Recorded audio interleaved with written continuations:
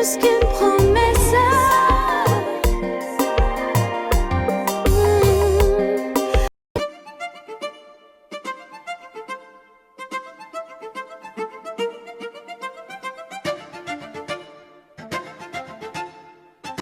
¡Chupito!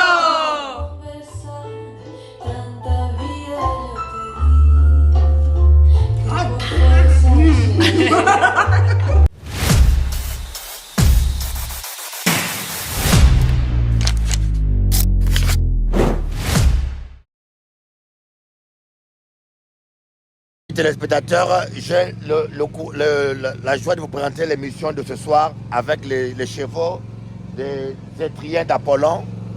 Voilà, tous les chevaux qui sont là. C'est en Guadeloupe. Voilà, il y a les femmes qui sont là, voilà, en camion. Donc si vous voulez passer un moment donné avec les enfants, habituer les enfants avec les chevaux, venez ici avec... Tu fais monter. Avec oui, Dario Solvar. Dario Solvar va vous accueillir, descendant d'île de son père. Je vous présente Noé. L'arche de Noé est ici. Voici l'arche de Noé. Tu sais pas qui était coiffeur? On est à l'arche de Noé. Ça, ta maman. J'étais coiffeur. J'étais tailleur. Mais c'est lui qui taille. T'as vu comment il taille c'est lui qui taille. Oui, comment ça s'appelle? Comment ça s'appelle ici? La crinière. La crinière. La crinière. Non. Le centre équestre. Le centre équestre, voilà. Les étriers d'Apollon. Les étriers d'Apollon. Ah, les étriers d'Apollon, voilà comment... Le poney, vous avez des enfants, amenez-les. Vous avez des enfants. Aujourd'hui, je ne suis pas meilleur que lui. Il y a des poneys pour les enfants. Un niveau de réflexion, peut-être qui dépasse la réflexion. Et souvent, j'aurais un petit peu plus de temps pour qu'on puisse discuter, parler de choses. C'est ça. Et les femmes n'ont pas compris ça aujourd'hui. Voilà. Et tu sais ce que... Elle va devenir jalouse de chevaux. Oui, et la femme va te dire après, ah ouais, toi tu connais quand tes chevaux. Ah, mais non. Tu me négliges.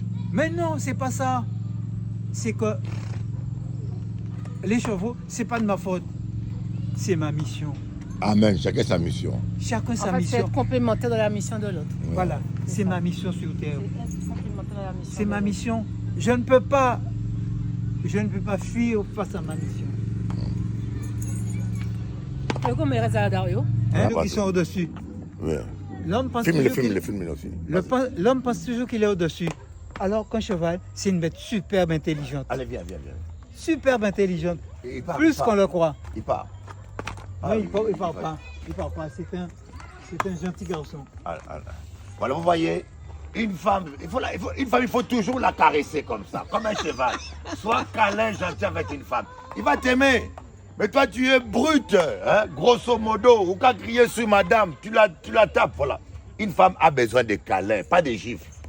Non, mais... Tu as compris? Alors, ça, c'est le bon côté. Puis avec une femme, c'est comme un cheval. Quand tu lui donnes l'amour, elle te donne aussi l'amour. Mais quand tu l'embêtes, alors là, ça va mal se passer pour toi. Car je t'ai fait plus qu'une promesse. Je t'ai promis de vivre pour deux. Car je t'ai fait plus qu'une promesse. Car je t'ai fait plus qu'une promesse. Je t'ai promis de vivre pour deux. Car je t'ai fait plus qu'une promesse.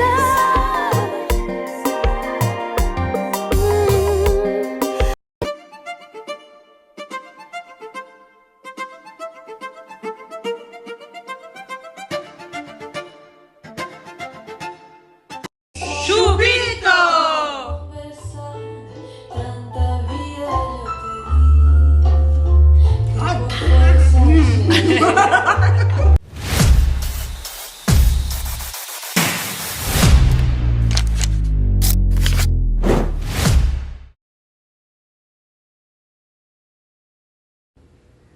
Bonjour frères et sœurs, j'espère que vous vous portez bien, que le Seigneur encore vous fortifie dans cette journée. Je voulais vous laisser un petit message pour vous encourager tous ceux qui passent des entretiens d'embauche, des personnes qui souhaitent entrer dans une administration ou un rendez-vous important dans une administration.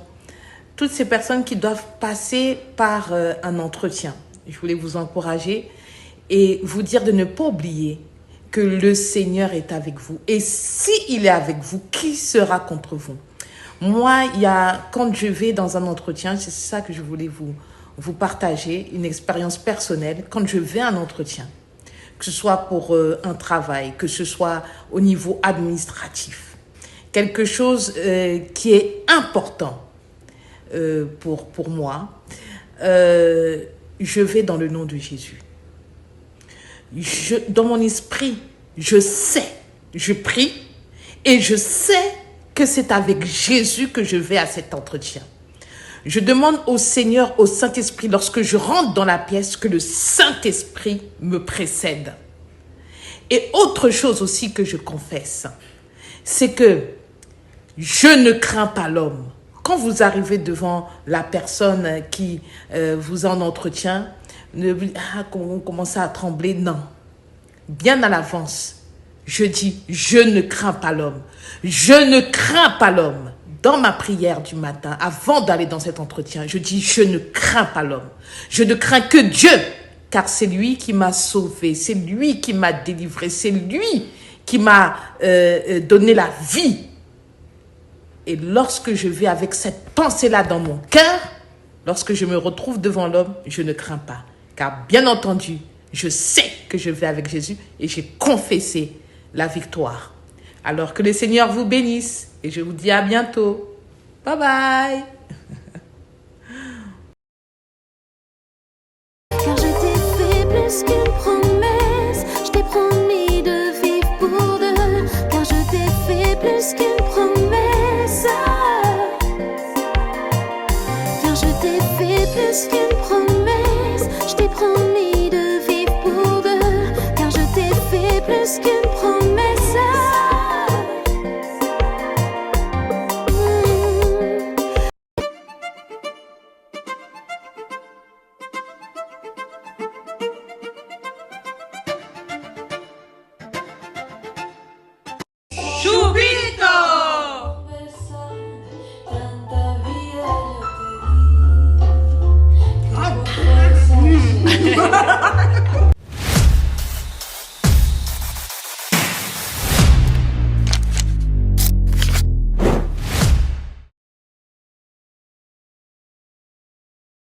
Ce soir, ou ce matin, ou cet après-midi, dépendamment de votre fuseau horaire,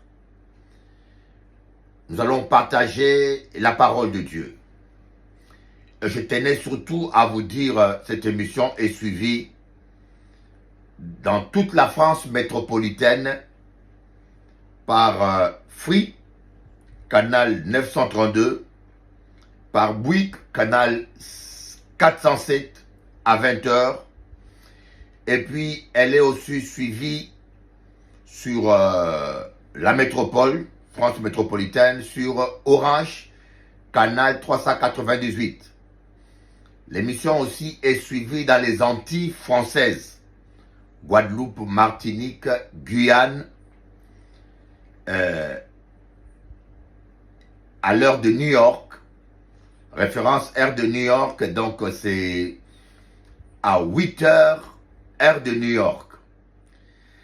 Elle est suivie à l'île de la Réunion aussi, par Orange toujours, Orange, canal 398, pour certains, canal 38 Orange. Par Orange, elle est suivie à l'île de la Réunion, elle est suivie à la Nouvelle-Calédonie, dans toutes les îles françaises. Alors, c'est pour cela, je vous dis, c'est un grand plaisir, un grand privilège. Et bien sûr, elle passe dans tous les réseaux, TikTok, Facebook et YouTube. Alors aujourd'hui, je vais parler de la régénération. La régénération en biologie, c'est le remplacement des tissus morts par des nouveaux dans un corps vivant. La régénération, c'est le remplacement des tissus morts par des tissus nouveaux dans un corps vivant. C'est comme quand vous avez une blessure, voyez, il y a une trace. Et bien, des fois, le corps humain se régénère et il y a une nouvelle peau qui pousse à la place de l'endroit où il y avait la blessure. En termes spirituels, c'est la transformation. Donc, mot régénération, en termes spirituels, on peut l'appeler d'une manière simpliste et simple, transformation. C'est plus simple pour les chrétiens à comprendre ce terme. La Bible utilise très peu ce terme régénération. L'organe humain qui est le plus apte à se régénérer, c'est le foie. Et bizarrement, ça rime avec la foi. Le foie, c'est l'organe humain qui est le plus apte à se régénérer. Vous pouvez être alcoolique, votre foie peut être atteint, mais si vous décidez d'arrêter l'alcool, d'arrêter de maltraiter votre foie, le foie se régénère très rapidement, plus rapidement que tous les autres organes humains. Et comme bizarrement, c'est la foi aussi. Le foie dans le domaine naturel et la foi dans le domaine spirituel. Notre foi aussi doit être régénérée chaque jour, renouvelée. Nous devons toujours renouveler, où on dit, en un terme plus simpliste, prendre courage, se fortifier pour garder notre foi connectée. La nouvelle naissance est un miracle de Dieu, mais la transformation est un travail du Saint-Esprit avec notre esprit. Pour naître de nouveau, il suffit de croire et Dieu fait le reste. Mais pour être transformé, il faut collaborer avec le Saint-Esprit et s'efforcer. Voyez, nous allons voir cela, quelques versets. Donc, c'est quoi la nouvelle, la régénération? Nous allons commencer d'abord par Tite chapitre 3, verset 5. Tite chapitre 3, verset 5. C'est là où on trouve ce terme régénération. Il nous a sauvés et ne l'a pas fait à cause des actes de justice que nous aurions pu accomplir, mais conformément à sa compassion au travers du bain de la régénération et le renouvellement du Saint-Esprit. D'autres versions disent au travers du bain de la nouvelle naissance et le renouvellement du Saint-Esprit. Voyez. J'aimerais bien qu'on puisse différencier. La régénération, c'est en un mot la transformation d'une personne. Une personne qui était morte spirituellement, maintenant qui est transformée en personne vivante spirituellement. Et la régénération, c'est ce processus-là. Il commence par la nouvelle naissance. La nouvelle naissance fait partie de la régénération, mais ce n'est pas elle la régénération. La nouvelle naissance, vous acceptez Jésus-Christ et Dieu fait un miracle imperceptible avec la chair, qu'on ne peut pas percevoir dans ce monde physique. Votre esprit est recréé. Si quelqu'un est en Christ, il est une nouvelle créature. Voyez, c'est un miracle. Nous allons le voir dans la parole de Dieu. Je vais chercher ce verset dans Corinthiens, dans 2 Corinthiens. 2 Corinthiens, on dit, si quelqu'un est en Christ, il est une nouvelle créature. Les choses anciennes sont passées. Dans 2 Corinthiens chapitre 5 verset 17. 2 Corinthiens chapitre 5 verset 17, il dit, si quelqu'un est en Christ, il est une nouvelle créature. Voyez. Donc une nouvelle Dieu recréée. Ce n'est pas votre corps qui est recréé. voyez, ni votre personnalité. C'est votre esprit qui est recréé. C'est un miracle auquel on croit. Parce que simplement la Bible le dit. On n'a pas besoin de le sentir, voyez. Si quelqu'un est en Christ, il est une nouvelle créature. Les choses anciennes sont passées. Voici, toutes choses sont devenues nouvelles. Et tout cela vient de Dieu, voyez. Tout cela, tous les processus de la nouvelle naissance vient de Dieu qui nous a réconciliés avec lui par Jésus-Christ et qui nous a donné le ministère de la réconciliation. Voyez. Donc, la nouvelle naissance qui est la première étape de la régénération, qui est l'un des processus de la régénération, mais c'est quelque chose que l'on expérimente par la foi. Tu acceptes Jésus et automatiquement, ton casier judiciaire est effacé. Les choses anciennes sont passées. De quelles choses il s'agit? Il s'agit de votre passé spirituel. Voyez, tout ce que vous avez fait dans le passé, Dieu l'efface. La Bible dit, un verset qui vient confirmer cela, Dieu ne tient pas compte du temps de l'ignorance. Donc tout ce que vous avez fait dans l'ignorance, il est effacé. Mais maintenant, quand vous devenez une nouvelle créature, la parole de Dieu dit dans Galates, on ne se moque pas de Dieu. Tout ce que l'homme sème, il le récoltera. On ne se moque pas de Dieu. Tout ce qu'un homme sème, il le récoltera. Ça veut dire quoi?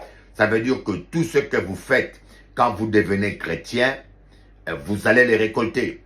Et bien sûr, Dieu va vous pardonner. Mais le pardon n'exclut pas le châtiment.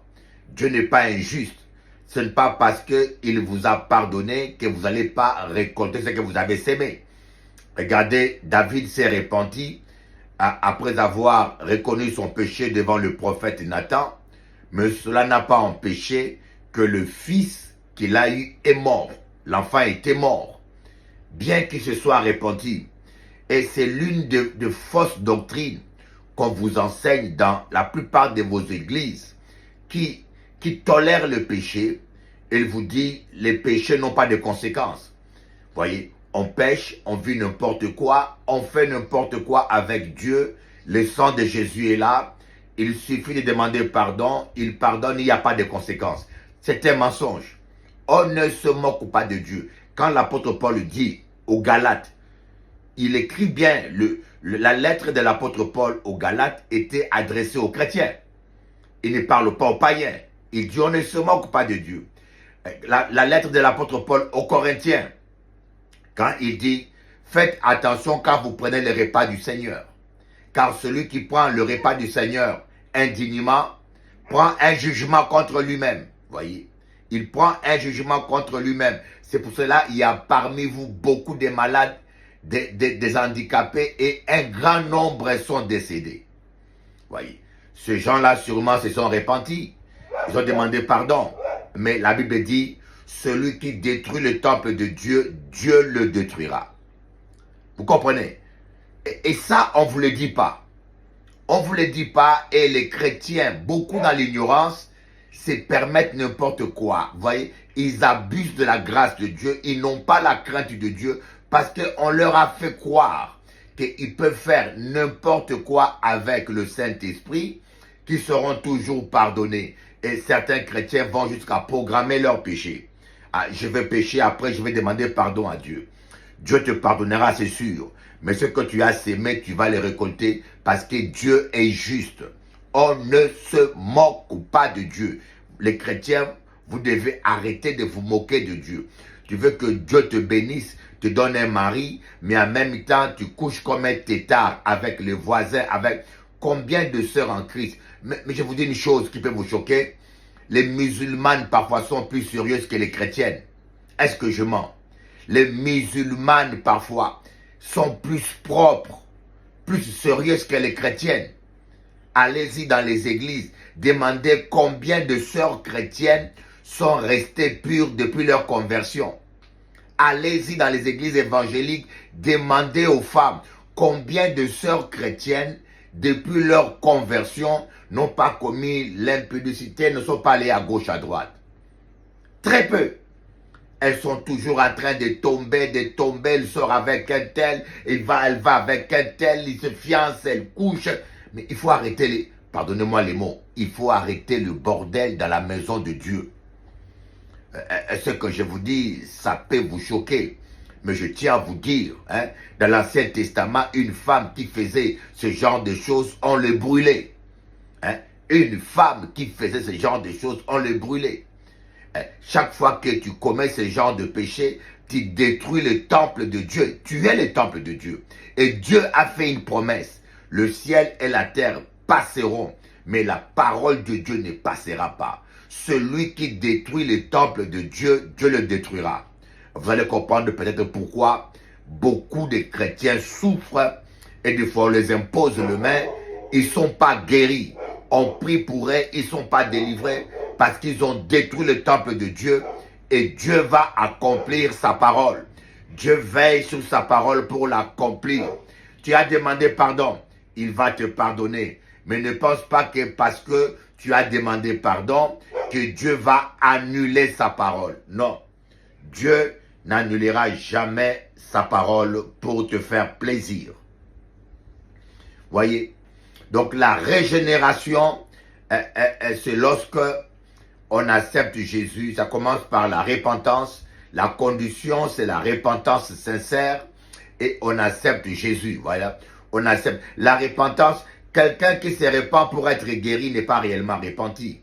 C'est par intérêt. Quelqu'un qui se répand pour prospérer, il n'est pas réellement repenti. La repentance, c'est reconnaître le mal qu'on a fait et le regretter. Voyez, c'est ça la repentance. Je reconnais que je fais du mal. Je reconnais que je péchais. Je reconnais que j'ai mal agi. Je reconnais que je me suis méconduit. Je regrette ce que je fais. Maintenant, je décide de marcher avec Jésus. C'est ça la vraie repentance. Mais la fausse repentance, c'est ces gens-là qui veulent être délivrés et qui confessent leurs péchés. Mais le but, c'est pas... ils n'ont aucun regret pour leurs péchés. Ils n'ont aucun regret. Mais ils ont simplement envie d'être guéris. Et c'est ce genre de personnes que Jean-Baptiste a chassé. Voyez, quand Jean-Baptiste a vu les Sadducéens et les pharisiens venir en grand nombre pour être baptisés, Jean-Baptiste n'était pas content. Il a dit, race de vipères, qui vous a appris à fuir la colère à venir. Parce que ces gens-là ne sont pas repentants.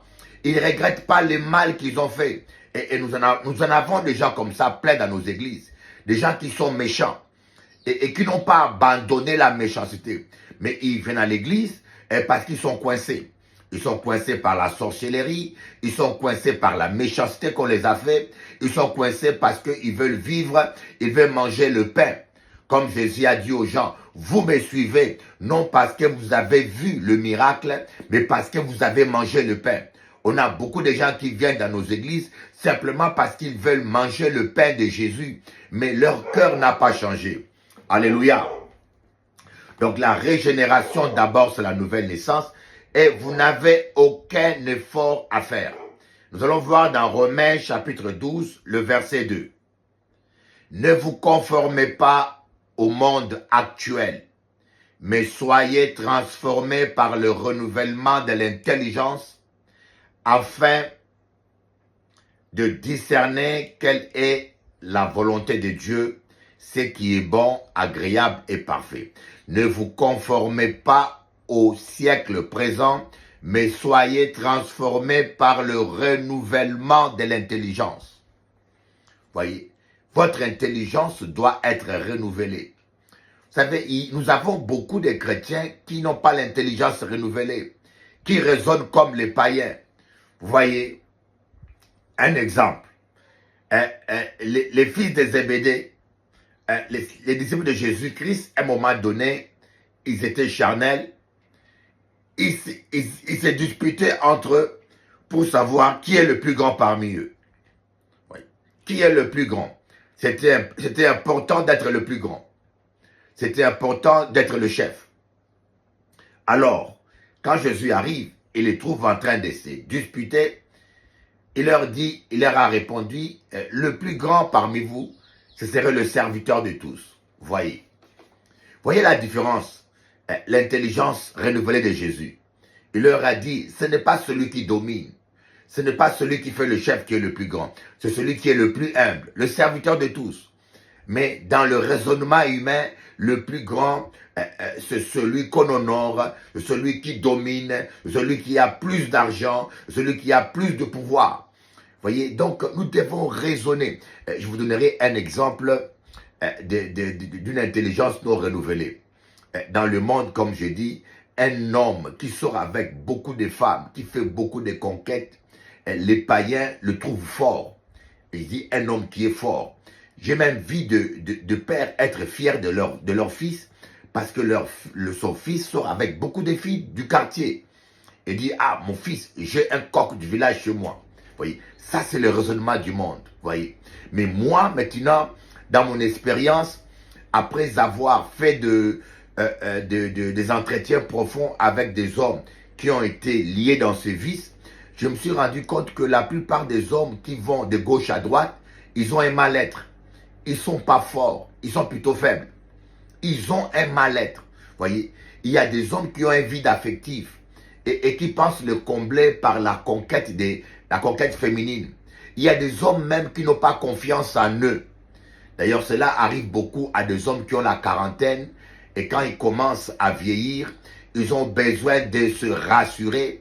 Alors, ils commencent un peu à douter d'eux et ils se livrent à des conquêtes. On appelle ça la crise de la quarantaine. D'ailleurs, en psychologie, on appelle ça la crise de la quarantaine. C'est que l'homme est en train de douter de lui-même et pour se rassurer qu'il plaît encore, qu'il est encore viril, il commence à faire des conquêtes. Donc, les hommes qui vont d'une femme à une autre, des hommes qui sont instables sentimentalement, ils sont en réalité des malades, des gens faibles qui ne savent pas dominer leurs émotions. Vous comprenez? Et je peux vous le démontrer. Mais lorsqu'on est païen, on voit ce genre de personnes, on dit, ah, il est fort, bougla fort, bougla fort, bougla fort. On pense qu'ils sont forts. Voyez. Alors, maintenant, quand tu deviens chrétien, tu dois voir les choses autrement. Et moi, j'ai vu des gens chrétiens qui sont fiers de leur passé de coureur. Un homme qui devient chrétien, mais quand il te parle de son passé, comment il s'amusait avec des filles, tu te rends compte qu'il n'est pas en train de témoigner, mais au contraire, il est fier de ce passé. Alors qu'il devait avoir honte de son passé. Il devait avoir le regret pour son comportement passé. C'est simplement parce que la personne n'a pas l'intelligence renouvelée. Et nous avons beaucoup de gens dans nos églises qui n'ont pas une intelligence renouvelée. Amen. Mais l'intelligence se renouvelle avec la parole de Dieu. Vous devez raisonner avec la parole de Dieu. Vous devez analyser les choses avec la parole de Dieu. Et votre intelligence est très importante. Vous devez réfléchir avec la Bible et non avec la chair, et non avec vos coutumes, et non avec les on-dit. Regardez les femmes qui disent, ah, si mon mari me trompe, moi aussi je le trompe. Voyez, ça c'est le raisonnement du monde. Une femme qui n'a pas l'intelligence renouvelée, il dit, si mon mari me trompe, moi aussi je le trompe. Alors, dernièrement, j'ai mis une vidéo sur les hommes. J'ai dit que un homme doit satisfaire, une femme doit satisfaire sa femme. Et si elle ne le fait pas, elle n'a pas à se plaindre si son mari va à gauche, à droite. Alors, j'ai vu sur Facebook, beaucoup de femmes me répondent vice-versa. Voyez, voilà ce genre de femmes qui réfléchissent avec l'intelligence humaine, avec la société actuelle. La Bible dit, ne vous conformez pas au siècle présent. Vous devez raisonner par rapport à la parole de Dieu. D'abord, une femme équilibrée, écoutez bien ce que je vous dis, une femme équilibrée couche avec son cœur, alors que l'homme couche avec le corps. L'homme est un consommateur, C'est comme un consommateur. Pour beaucoup des hommes charnels, la femme est un produit de consommation. Je dis bien pour beaucoup des hommes charnels. Un homme peut aimer une femme, mais aller coucher avec une autre pour consommer simplement. Je ne suis pas là en train de justifier l'adultère de l'homme. Je suis en train de t'expliquer le mécanisme, comment fonctionne un homme, une femme. Nous sommes créés différemment. Une femme équilibrée, si elle couche avec un homme, c'est qu'il aime cet homme-là. Voilà pourquoi je vous dis que l'adultère de la femme se pardonne pas. À part quand il y a sorcellerie, quand il y a abus, la personne était ivre, vous comprenez? Mais quand une femme va au lit avec un homme, elle sait qu'il aime cet homme. Et d'ailleurs, vous allez voir, beaucoup de femmes, quand ils n'aiment pas un homme, ils ne se laissent pas embrasser, ils ne se donnent pas parce que la femme couche avec son cœur. Voyez. Alors maintenant, les féministes veulent faire pareil. Ils sont en train de comparer vice-versa parce qu'ils n'ont pas l'intelligence renouvelée. Et vous allez voir que la femme était lapidée. Voyez, et une femme qui commet l'adultère était lapidée. Voyez, et l'homme avait droit de répudier la femme de l'Ancien Testament. Mais vous n'allez pas voir un seul verset dans la Bible où c'est la femme qui répudie l'homme. Je vous lance un défi. Voyez, parce que nous sommes faits différemment. Une femme peut tenir plus longtemps qu'un homme. Voyez, une femme peut tenir plus longtemps qu'un homme. Pourquoi? Parce que seule, pourquoi? Parce qu'une femme, il faut qu'elle aime. Je dis bien, je parle bien des femmes équilibrées. Il faut qu'elle aime pour ouvrir son corps, donner son corps à un homme. Mais un homme, elle peut même aller dans la rue, il voit une femme qui a un corps agréable, il paye l'argent, il va au lit. Il n'aime même pas la femme. Il ne connaît même pas son nom, ni son prénom. Mais c'est qu'il sait, ce corps-là est beau. C'est comme s'il mange un sandwich. C'est l'homme charnel qui raisonne comme ça. Voyez. Alors maintenant, vous qui êtes chrétienne, vous ne devez pas raisonner comme les féministes. Voyez. Vous ne devez pas raisonner. Je vous dis bien dans nos églises, un exemple. Un homme qui a reçu, c'est un homme qui a beaucoup d'argent. Ça, c'est le monde. On peut avoir beaucoup d'argent sans réussir. Voyez. On peut avoir une belle maison et ne pas avoir de sommeil. On peut avoir beaucoup d'argent et ne pas être en paix. Un homme, pour nous les chrétiens, un homme qui a réussi, c'est un homme qui est en paix avec Dieu.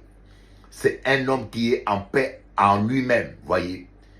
On peut vivre dans une case en bois, être plus heureux que Michael Jackson qui dormait dans un palais royal. Michael Jackson dormait dans un palais royal, mais il avait besoin de prendre des additifs pour dormir. Mais je connais des gens en Guadeloupe qui ont une case en tôle et qui dorment en paix. Voilà pourquoi il ne faut pas envier les gens que vous ne connaissez pas.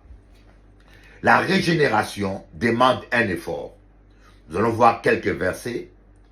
La régénération demande que nous puissions collaborer avec le Saint-Esprit. Luc chapitre 13, verset 24. Efforcez-vous d'entrer par la porte étroite. En effet, je vous l'ai dit, beaucoup chercheront à entrer et ne le pourront pas. Efforcez-vous. Voyez. C'est un effort. Efforcez-vous. Efforcez-vous de changer. Voyez. Et Dieu fait sa part. Il recrée ton esprit. Mais maintenant, tu dois faire un effort pour changer ton caractère. Tu dois faire un effort pour changer ton langage.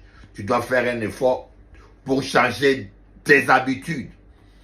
J'ai tellement entendu des gens dire « Seigneur, change-moi, Seigneur, change-moi ». Des gens qui prient matin, midi, soir « Seigneur, change-moi ». C'est toi qui dois changer. C'est toi qui dois changer. Oui, Dieu t'a recréé. Maintenant, Dieu te dit « Efforce-toi ». Et c'est quand tu fais d'efforts que le Saint-Esprit vient te soutenir. Voyez, malheureusement, nous avons dans nos églises des gens qui n'ont pas changé. Ils sont toujours comme des païens. Hier, vous l'avez connu vantard, il est toujours le même vantard. Sauf, il parle en langue, il chante en langue, il prêche la parole, mais c'est un vantard. Oui. Hier, il était vantard dans les choses du monde. Aujourd'hui, il est toujours vantard, mais dans les choses de Dieu. Je prêche mieux que les autres. Je suis le meilleur pasteur. Il est toujours le même orgueilleux et vantard. Mais sauf qu'avant, il était vantard dans les choses du monde. Mais maintenant, il est vantard dans les choses de Dieu. Ce n'est pas la transformation, mais c'est la transposition. Notez ce terme. La transposition. La transposition, c'est quoi? C'est une personne qui garde la même attitude mauvaise qu'elle avait dans les choses du monde, mais elle a la même attitude mauvaise dans les choses de Dieu. Un exemple. Quelqu'un était fier d'avoir une grosse voiture, était fier de ses talents, il aimait bien montrer, il était fier de ce qu'il était dans le monde. Il était fier des femmes qu'il avait dans le monde. Il était un homme fier. Il s'est converti. Maintenant, il est fier d'être pasteur. Maintenant, il est fier d'avoir une grosse maison aussi dans les seigneurs. Maintenant, il est fier. Vous voyez, c'est le même défaut. Le même défaut qu'il avait dans les choses du monde. Mais il a maintenant le même défaut dans les choses de Dieu. Voyez, c'est comme un musicien que je connais. Dans le monde, il jouait à la guitare. Il aimait être admiré. Il aimait qu'on l'observe. Il aimait qu'on admire. Il aimait qu'on écoute sa musique. Et maintenant, il s'est converti, soi-disant. Il joue à l'église. Mais je constatais que ce guitariste là, il mettait toujours son ampli plus fort que les autres. Il mettait son ampli toujours plus fort que les autres parce qu'il voulait que dans l'église, on attend comment il joue bien. Il voulait que dans l'église, qu'on apprécie, qu'on se rende compte qu'il joue. C'est le même bitin. La personne n'a pas changé. Dans le monde, il était fier de sa kida. Il jouait pour se faire admirer et se faire plaisir. Et dans les choses de Dieu, il joue aussi pour se faire admirer et se faire plaisir. Et non pour faire plaisir à Dieu. Et non pour faire admirer les gens Jésus-Christ. C'est pour cela que vous voyez, des fois même dans nos églises, nos chantres sont en compétition. Voyez, les païennes, quand elles chantent, elles aiment être admirées, elles aiment être numéro 1, elles aiment être appréciées, elles aiment la gloire. Mais vous voyez aussi les chantres chrétiens et chrétiennes dans les églises, ils ne sont pas convertis. Ils veulent aussi être admirés dans l'église. Ils veulent être numéro 1. Ils veulent chanter mieux que l'autre. Vous pensez qu'il loue les seigneurs, mais il ne loue pas les seigneurs. Il est en train de faire sa promotion personnelle. Et c'est pour cela que vous voyez dans les églises, il y a des compétitions.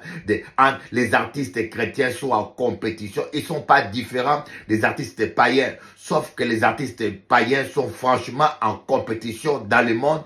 Mais certains artistes chrétiens, ils ont amené la compétition qu'ils avaient dans le monde, dans les choses de Dieu. Mais on appelle ça la transposition. C'est-à-dire que la personne n'a pas été transformée. Il a toujours la même méchanceté, le même défaut, le même mauvais caractère, la même vanité, la même fierté qu'il avait dans le monde. Maintenant, il a dans les choses de Dieu. Nos églises évangéliques sont remplies de païens, des gens non transformés, mais des gens qui sont transposés. Alors, nous allons voir maintenant dans 2 Pierre chapitre 1, verset 5.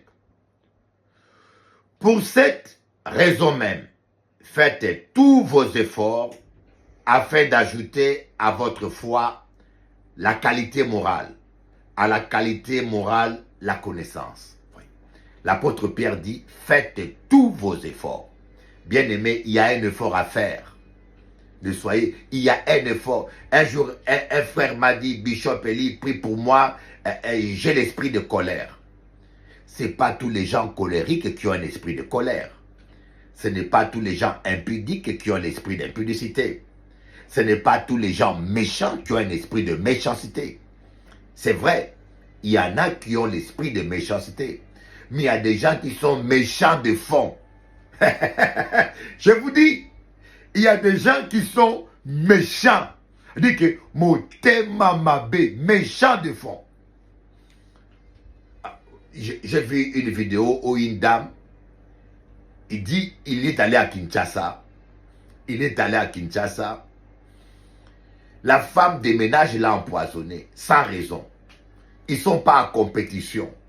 Ils n'ont aucun problème. Mais la jalousie seulement, la femme de ménage de l'hôtel l'a empoisonné. Pour quelle raison? Il n'y a pas de raison. Il y a des gens, ils sont tellement méchants qu'ils ne veulent pas voir quelqu'un heureux. S'il te voit heureux, ça l'énerve. S'il te voit en paix, ça l'énerve. Même dans la famille, je vous dis, même dans la famille, faites attention. Il y a des gens qui ont l'art de cacher leur méchanceté. Derrière les alléluia, gloire à Dieu, amen. De vous méfiez-vous des sourires des gens. Derrière, quand quelqu'un sourit trop fort, c'est inquiétant. C'est qu'il cache quelque chose. Quand quelqu'un est trop sérieux, quand quelqu'un est trop spirituel, dans Ecclésiaste on dit, ne sois pas juste à l'excès. Pourquoi te détruis-tu? Ne sois pas juste à l'excès. Il y a un effort à faire. On doit faire un effort. On va voir dans Romains chapitre 13, verset 2. Dans Romains chapitre 13, verset 2, on dit quoi? La nuit est bien avancée.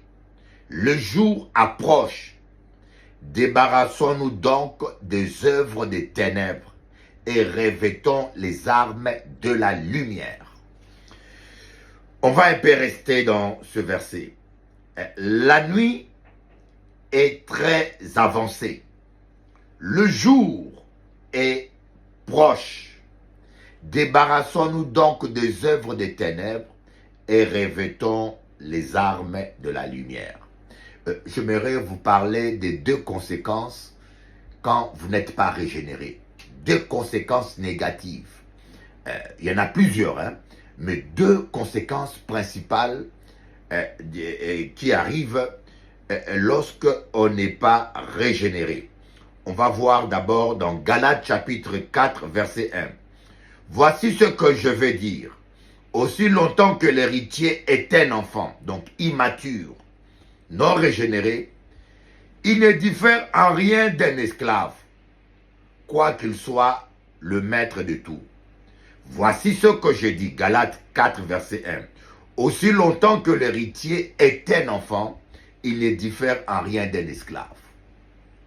Aussi longtemps que tu n'es pas régénéré, aussi longtemps que tu restes immature, ta vie ne diffère en rien.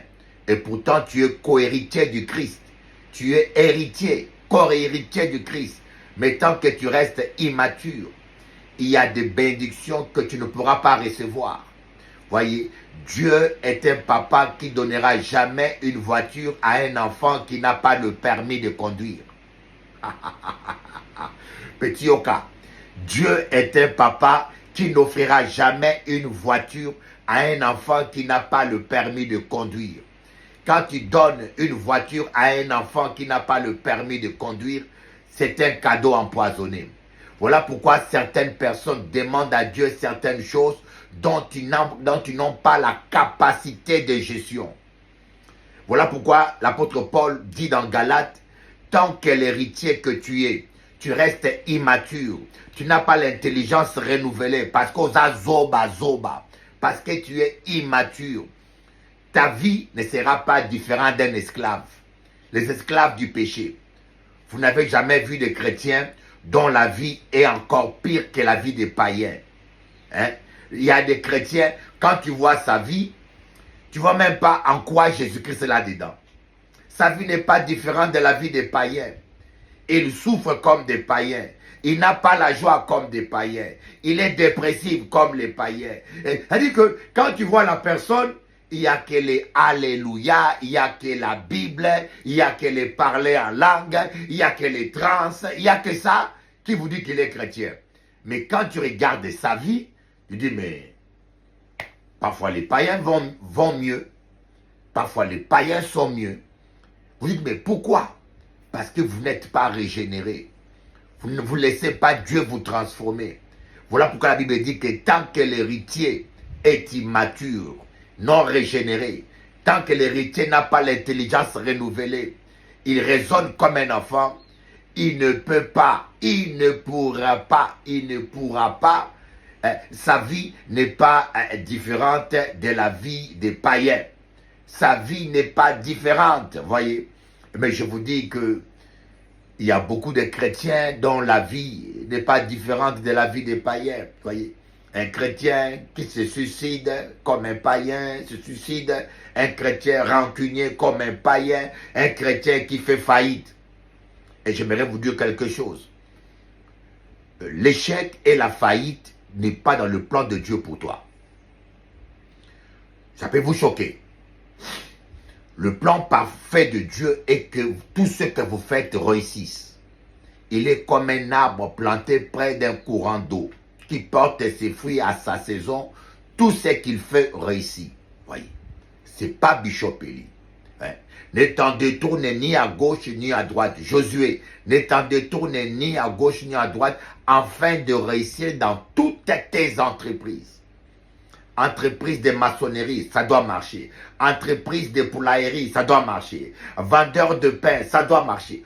Tout ce que tu fais, tu peux ne pas me croire, mais moi je te l'ai dit, d'après le plan de Dieu, tout ce que tu fais doit réussir. Je connais le plan que j'ai fait à ton sujet, un plan de paix et de bonheur et non de malheur. Voyez? Aucun malheur ne doit t'atteindre. Normalement, dans le plan de Dieu, aucun malheur. Ça, c'est ce que dit la parole de Dieu. Aucun malheur ne doit t'atteindre. Normalement, dans le plan de Dieu, tu dois prospérer. Tu dois manquer de rien. Je n'ai pas dit qu'on doit tous devenir des millionnaires, mais tu dois manquer de rien. Mais tant que tu n'es pas régénéré, et tant que tu ne changes pas, tant que tu ne te forces pas à changer ton langage, ton comportement, ta vie sera comme la vie des païens, des esclaves. Voyez, vous allez partager les mêmes malheurs que les esclaves, que les païens. Et pour cela, je peux vous dire, je connais tant de chrétiens. Les malheurs, ils vivent le malheur comme des païens. Et puis ils disent, Dieu m'a mis en épreuve. Non. Vous savez, il y a une différence entre la malédiction et l'épreuve qui vient de Dieu. La malédiction est destructive. Quand vous vivez un malheur, le malheur vient pour vous détruire. Et quand vous êtes dans un malheur, vous n'avez pas la paix, vous n'avez pas la joie. Cela est destructif. Alors que l'épreuve que Dieu permet, quand vous passez dans une preuve qui vient de Dieu, vous aurez toujours la paix du Saint-Esprit. Vous aurez toujours la présence de Dieu en vous. Vous allez sentir le Saint-Esprit vous rassurer, voyez. Et l'épreuve n'est pas destructive. L'épreuve que Dieu permet, ça vous rend plus fort. Ça vous apprend des choses. Vous êtes plus percutant. Vous avancez plus. Alléluia.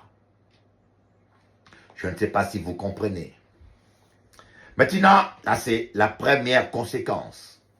La première conséquence de manque de régénération dans la vie d'un enfant de Dieu. Et la deuxième conséquence, on l'a vu dans Romains 13, on dit, l'apôtre Paul dit, la nuit est avancée, le jour est proche. Débarrassons-nous des œuvres des ténèbres. Voyez, ce n'est pas Dieu à te débarrasser de cela. Tu dois te débarrasser. Ne joue pas au ping-pong avec le Seigneur. Dieu dit, tu dois te débarrasser. Tu dois faire un effort. Tu dois travailler en toi-même. Arrête de t'énerver comme un païen. Voyez, moi, je m'énerve rarement. Parce que je me suis pris en main. Je fais un travail. Et arrête d'accuser le diable à tort. Ah, Satan, ah, ce n'est pas le diable, c'est toi le problème. Voyez, tu parles n'importe comment. Vous savez, il y a des gens qui sont bavards. Écoutez bien une chose, ne fréquentez pas les rapporteurs. Surtout un homme de Dieu, quand tu fréquentes des gens... Moi, j'ai comme principe, quand tu es rapporteur, je passe plus du temps avec toi. Parce qu'un rapporteur est dangereux. Il va rapporter ce que tu as dit, même sans le vouloir, mais autrement. il va rapporter tes propos autrement. Il va blesser les gens. Et puis, le pasteur avait dit. Vous savez que quand quelqu'un dit le pasteur avait dit, il peut faire quitter les gens à l'église. Et surtout s'il rapporte ton propos d'une mauvaise manière.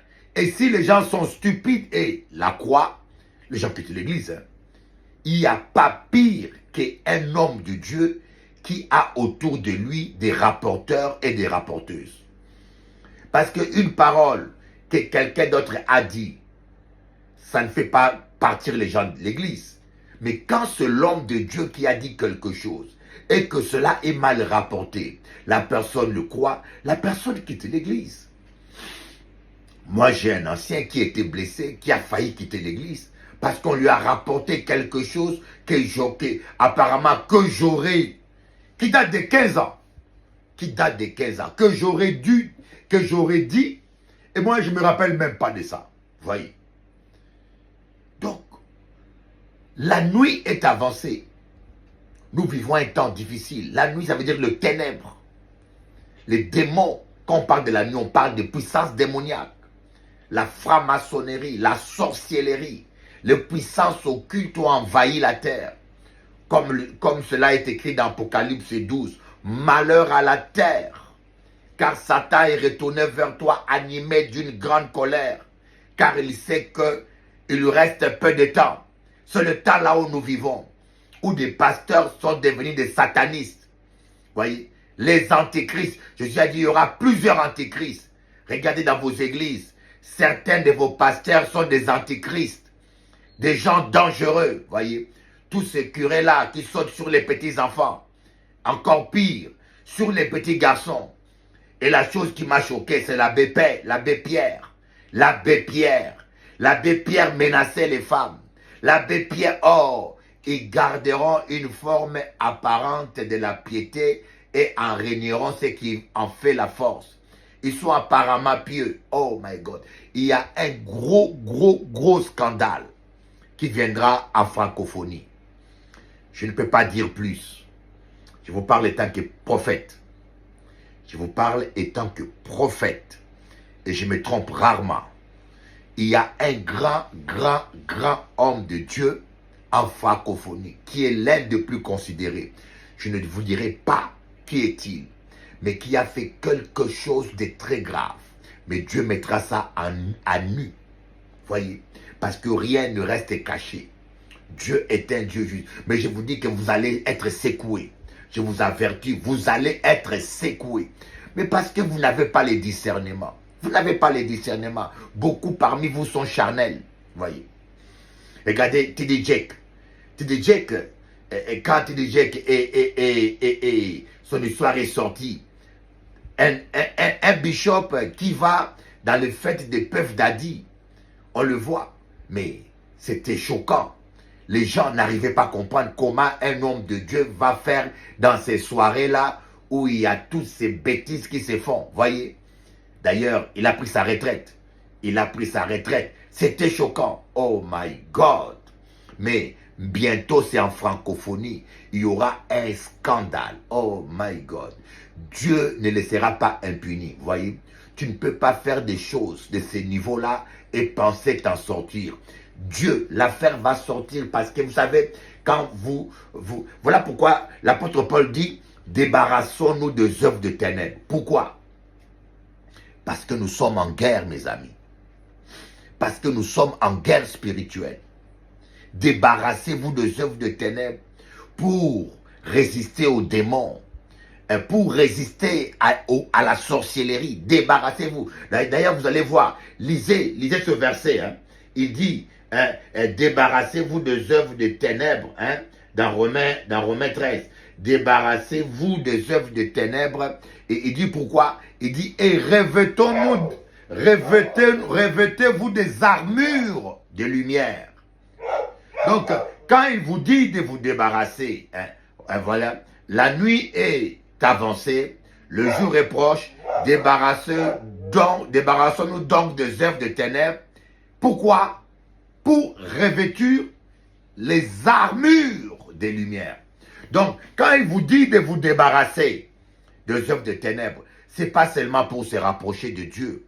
Ce n'est pas seulement pour être millionnaire, mais c'est parce que nous sommes en guerre.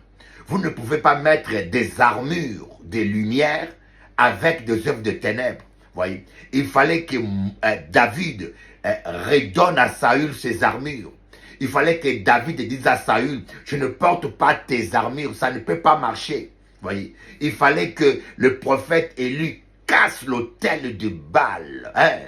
Quand on a dit Élie maintenant prie, Élie a pris un marteau, il a cassé l'autel de Baal.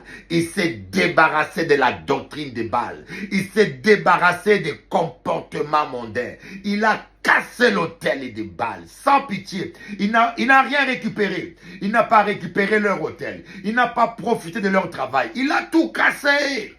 Et puis il a bâti un autel pour l'Éternel avec 12 pierres neuves qu'il a pris quelque part. Oh, Barabakaba. Et le feu du ciel est descendu. Mes amis, débarrassez-vous des œuvres de ténèbres. Si vous ne vous débarrassez pas des œuvres de ténèbres, les sorciers vont vous tuer. Les sorciers vont vous vaincre. Les sorciers vont vous coincer. Autrement dit, si vous ne vous débarrassez pas des œuvres de ténèbres, vous allez donner accès aux démons.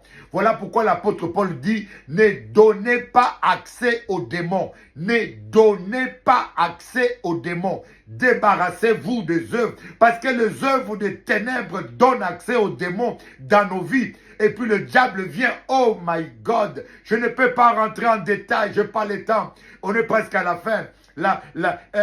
Prochainement, je vais parler de cela. C'est débarrasser. Je vais vous parler du combat spirituel. J'ai une sœur qui m'a appelé. Il m'a dit, Bishop Eli, mon mari est rentré dans ma chambre la nuit. Il était en train de m'envoûter. Il rentre dans ma chambre. Il était debout. Il était en train de faire des incantations. Oh, Bishop Eli, ma maman était une femme de prière. Ma maman était une femme de Dieu. Et Dieu s'est rappelé de ma mère. J'ai senti les doigts d'une personne qui m'a ouvert les yeux. J'ai dormi. Tout mon corps était paralysé. Je ne pouvais même pas bouger. Mon mari est rentré dans la chambre, dans l'obscurité, en train de faire des incantations sur moi. Et quelqu'un a ouvert mes yeux. Quelqu'un est venu et j'ai senti une personne physique.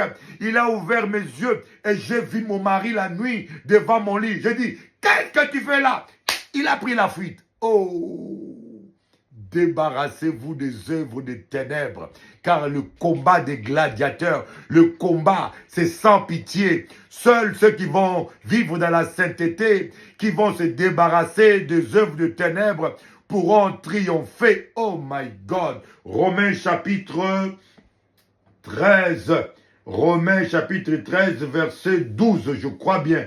Si je ne me trompe pas, débarrassons-nous des œuvres de ténèbres, débarrassons-nous des œuvres de ténèbres. Gloire à toi, Jésus. C'est ça, la régénération. Il y a un effort à faire. C'est comme si vous avez une plaie. Vous devez soigner la plaie.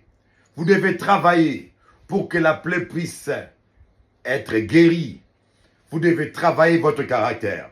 Vous devez vous efforcer. Efforcez-vous. Prenez le temps de prier, de lire la Bible, de méditer la Bible.